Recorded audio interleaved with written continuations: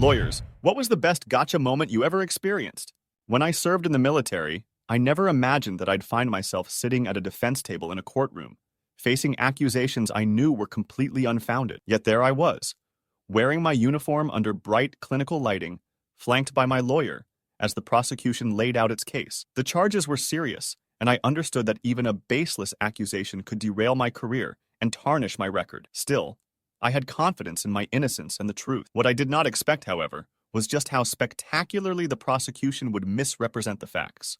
The setting was somewhat unusual. Instead of a traditional judge presiding over the trial, there was a three-member board, a panel tasked with determining my fate. They were officers in the service, presumably impartial, trained to assess evidence and make reasoned decisions. The prosecution claimed to have conducted a thorough investigation, complete with surveillance, informants, and a meticulous stakeout of my supposed residence. According to their narrative, they had watched my every move for months. They insisted that they had captured photographic evidence of my home, a place where certain incriminating events were alleged to have taken place.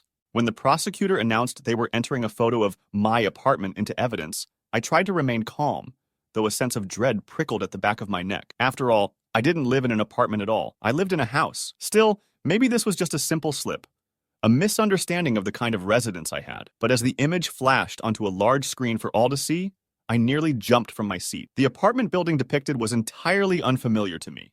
Its facade, the layout, the windows, everything was foreign. I leaned toward my lawyer, trying to keep my voice low but urgent. "That's not my place," I said, astonished. The prosecutor was calmly going on about how I'd been surveilled at that very location, how I'd come and gone numerous times. He spoke with a confident authority, as though he were reading from a textbook. But my attorney caught my look and nodded, understanding immediately the gravity of their mistake.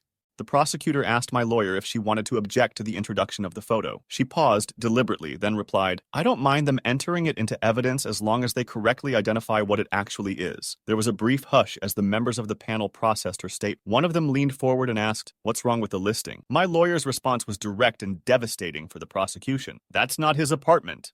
It was as if a thunderclap had sounded in the small courtroom. You could see the confusion ripple through the prosecution's side. They had confidently presented a photograph of a residence they claimed to have monitored closely, presumably capturing all sorts of suspicious comings and goings. But this wasn't my residence at all.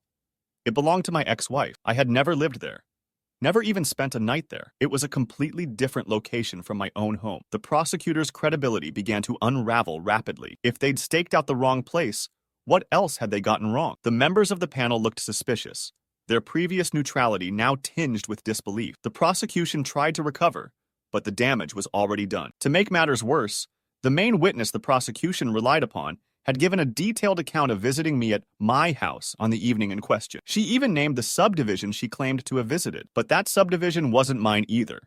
Nor did it match the apartment in the photograph. She was confidently describing a scenario that never happened in a place I had never set foot. It was becoming painfully clear that the witness was either gravely mistaken or outright lying. As the inconsistencies piled up, the truth became undeniable. The prosecution's case rested on a foundation of errors and misrepresentations. They had presented a photograph of an apartment building that wasn't mine, insisted I lived there, and then relied on testimony about a location that didn't match the actual place I called home. By this point, any faith the panel might have placed in the prosecution's case was rapidly evaporating. My lawyer seized the moment. With calm precision, she highlighted every discrepancy, every contradiction. She let the facts speak for themselves. The effect was profound. Within minutes, the entire case collapsed under the weight of its own falsehoods. The panel, confronted with conclusive evidence that the prosecution's claims were baseless, decided to dismiss the case. In the aftermath, I was told that the panel requested the witness to return to face questions about perjury. If she had knowingly provided false testimony, she'd have to answer for it. The idea that someone would lie under oath to incriminate me was disturbing, but I took some comfort in knowing that the truth had come out before it was too late.